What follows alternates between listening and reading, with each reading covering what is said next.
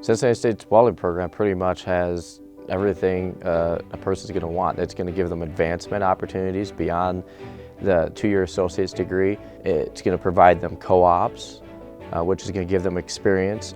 My name is Drew Griefer, and I'm a welding major. I chose Cincinnati State because of the co-op opportunities and the outlook on jobs from Cincinnati State. The co-op experience helps you get your foot in the door. Basically gives you almost a year worth of actual field experience. At school we have this virtual welding machine. You'll have different things like you could do your gun angle and travel speed and all that, and helps you learn how to get it down. The person that might be interested in welding would be a person that likes to work with their hands, they're mechanically inclined, that the person that's going to want to build things, fabricate things, those are the kind of people that are going to be interested in welding.